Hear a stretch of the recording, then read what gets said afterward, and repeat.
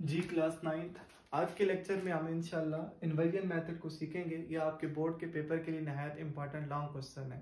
9th class में exercise 1.6 उसका question number 7 हम डिस्कस करेंगे। इन्वर्जन मेथड से स्टूडेंट सॉल्व करने के लिए सबसे पहले आपने एक ए मैट्रिक्स बनाना है जी 2 - 2। ये हम कैसे बना रहे हैं? एक्स और सॉरी यहाँ पे स्टूडेंट्स वाई है, x और y के कोफिशिएंट से, ठीक है। x का कोफिशिएंट 2 है, y का कोफिशिएंट -2 है, फिर x का कोफिशिएंट -5 है और y का कोफिशिएंट -2 है। ए मैट्रिक्स बन गया। इसके बाद स्टूडेंट्स आपने एक x मैट्रिक्स बनाना है। x मैट्रिक्स दिए गए सवाल में अननोन पर मुश्तमिल होगा। आपके दिए गए सवाल में अननोन है x और y, ये चेंज भी हो सकते हैं, x1 x2 भी हो सकते हैं। हमारे एक्स वाई हैं तो हम एक्स वाई लिखेंगे। इसके बाद स्टूडेंट्स आपने एक बी मैट्रिक्स बनाना है 4 - 10। आपने बिल्कुल इसी तरतीब से हर बार यही मैट्रिक्स कंस्ट्रक्ट कर लेने हैं। ये इस क्वेश्चन की मैट्रिक्स फॉर्म है ए एक्स और बी, ठीक है। Implies that a x equal to b. अगर हम इनको लिखकर मल्टीप्लाई करेंगे हमारा वही जो ओरिजिनल क्वेश्चन है वो वापस आ जाएगा। ये उसकी मैट्रिक्स फॉर्म है। आपका जो अननोन है वो कौन सा मैट्रिक्स है? x। आपने यहाँ पर x की वैल्यू फाइंड करनी है। तो देखिए अगर आपने x फाइंड करना है तो a मैट्रिक्स को आप उधर ले जाएं। उधर जाने के लिए ये रूल माइंड में रखिएगा कि a जो है वो इधर x के लेफ्ट पर आ रहा है, x के लेफ्ट पर। उधर जाकर भी जो a है वो b के लेफ्ट पर आएगा। आपने उसकी पोजीशन चेंज नहीं करनी, यानी कि इस तरह ये उधर जाएगा। x इक्वल टू a उधर जाकर क्या बन गया? a inverse. उधर ऑलरेडी क्या मौजूद था? b। अब देखें a की पोजीशन b के किधर है? लेफ्ट पर है। अगर कोई स्टूडेंट गलती से ऐसे लिखता है b a इनवर्स तो समझे उसने क्वेश्चन को रॉन्ग कर दिया है। मैट्रिक्स जब उधर जाएगा उसकी पोजीशन आपने चेंज नहीं करनी। इसके बाद स्टूडेंट्स एक और स्टेप लिखते हैं, ए इनवर्स का फार्मूला अप्लाई करें। ए इनवर्स किसी मैट्रिक्स का इनवर्स निकालने के लिए क्या फार्मूला होता है? Adjoint of A divided by determinant of A. और साथ में कौन सा मैट्रिक्स मल्टीप्लाई हो रहा है? बी मैट्रिक्स मल्टीप्लाई हो रहा है।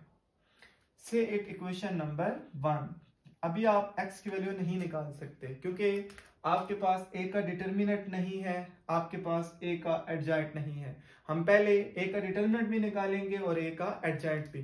तो आप सबसे पहले स्टूडेंट्स कैलकुलेट कर लें डिटरमिनेंट ऑफ a। जी स्टूडेंट, डिटरमिनेंट ऑफ a करने के लिए आप a मैट्रिक्स को डिटरमिनेंट फॉर्म में ले आए। ये आपका a मैट्रिक्स है 2 - 2 -5 -2। जी डिटरमिनेंट सॉल्व करने के लिए स्टूडेंट्स डायगोनल एंट्रीज आपस में मल्टीप्लाई होती हैं। 2 ने किससे मल्टीप्लाई होना है? -2 के साथ। इसके बाद माइनस आप फार्मूले का अप्लाई करें और -5 ने किससे मल्टीप्लाई होना है? -2 के साथ। जी मल्टीप्लाई करते हुए साइन आपस में मल्टीप्लाई करें और नंबर्स आपस में। तो प्लस माइनस माइनस, क्योंकि 2 का साइन नहीं लिखा हुआ, किसी नंबर का साइन होता है उसकी लेफ्ट साइड पर। 2 का साइन प्लस है, इस 2 का साइन माइनस है, तो ये माइनस के 4 हो गए। माइनस माइनस प्लस और प्लस माइनस माइनस, 5 2 10, ऐड होने पर टोटल माइनस के 14। अगर आपका स्टूडेंट डिटरमिनेंट ऑफ ए 0 आ जाता है, यहाँ पर आपने लिखना है सोल्यूशन डज नॉट पॉसिबल। उसकी वजह यह है कि फार्मूले में डिनोमिनेटर में जब हम वैल्यू पुट करेंगे डिटरमिनेंट ऑफ ए 0 आएगा और डिनोमिनेटर में 0 आ जाए तो आंसर आपका क्या हो जाता है? अनडिफाइंड हो जाता है, इनफाइनाइट हो जाता है। अब स्टूडेंट्स डिटरमिनेंट ऑफ ए हमने कितना निकाल लिया है? -14। अब हमें और निकालना है एडजॉइंट ऑफ ए और फिर वैल्यूज को पुट कर देंगे इक्वेशन नंबर 1 में। जी स्टूडेंट्स यहां पर आगे कंटिन्यू करते हैं। Adjoint of a,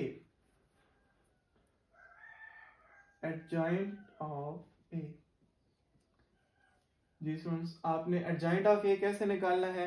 adjoint of ए निकालने के लिए आपने ए मैट्रिक्स में जाना है, उसकी जो डायगोनल एंट्रीज हैं उनकी आपने आपस में जगह चेंज करनी है। और जो उसकी नॉन डायगोनल एंट्रीज हैं उनके आपने साइन तब्दील कर देने, अगर प्लस है तो माइनस कर देना है और अगर माइनस है तो आपने प्लस कर देना है।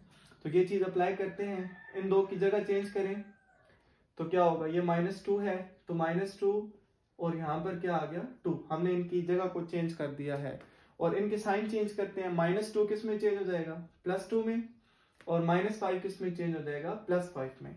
डायगोनल एंट्रीज की पोजीशन चेंज करनी है, नॉन डायगोनल एंट्रीज के साइन चेंज करने हैं, किसी भी मैट्रिक्स का एडजॉइंट निकल आएगा और ये आपका एमसीक्यू भी होता है।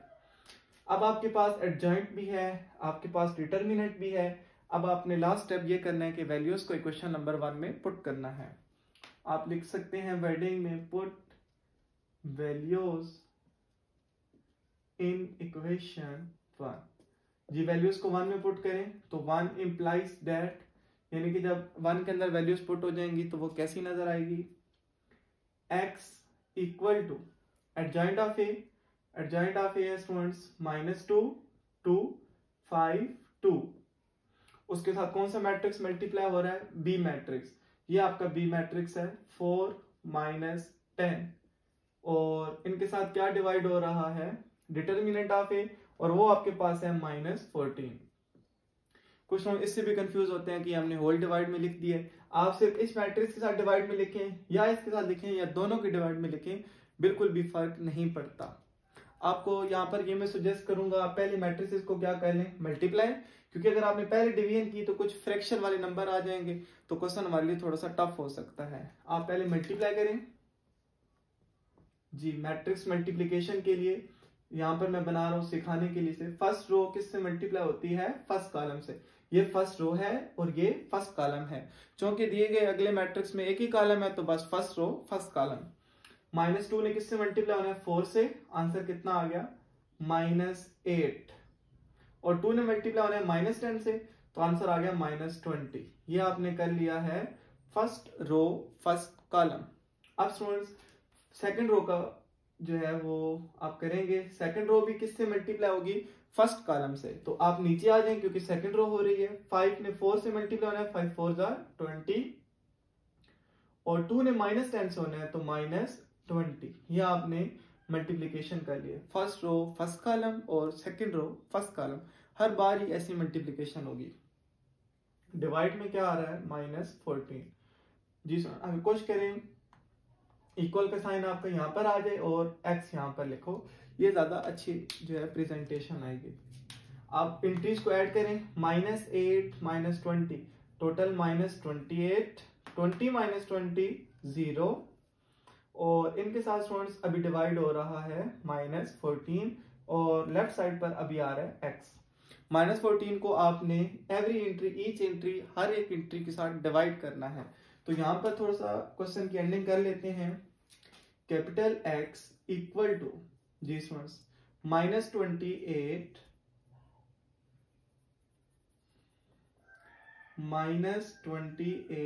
डिवाइडेड बाय, क्या डिवाइड करेंगे, -14, और 0 डिवाइडेड बाय -14।